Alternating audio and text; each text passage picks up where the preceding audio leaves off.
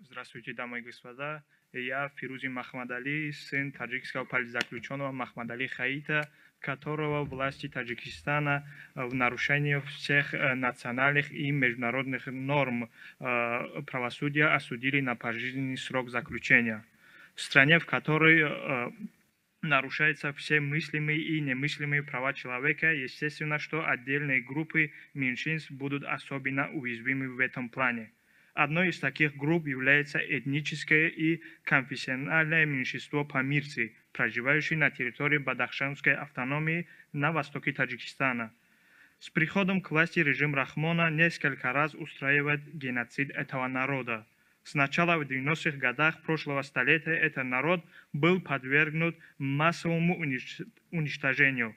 В этот период в общей сложности было убито и пропало без вести по различным оценкам от 3 до 7 тысяч представителей этого народа.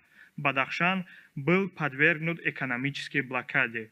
Затем в 2012 году была проведена специальная войсковая операция на территории Бадахшана, в результате чего было убито 24 мирных жителей.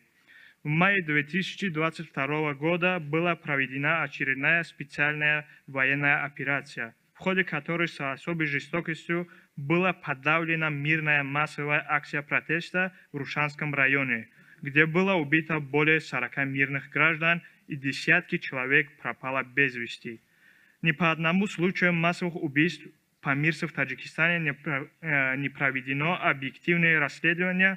Более того, по надуманным обвинениям более 200 человек заключены на долгие годы в тюрьме.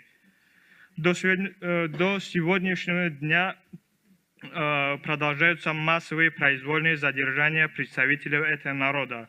Объявлена охота на активистов-бадахшанцев на всей территории бывшего Советского Союза. Дамы и господа, в качестве рекомендаций я бы предложил здесь сидящим представителям гражданского общества демократических стран повлиять на правительство своих стран, чтобы ввели санкции в отношении должностных лиц, причастных к этому преступлению против человечности, в особенности против руководителей силовых структур. У меня тут маленькое объявление. В 14:00 будет сайд-ивент по Бадахшану. Приглашаем всех в оперу 5. Спасибо за внимание.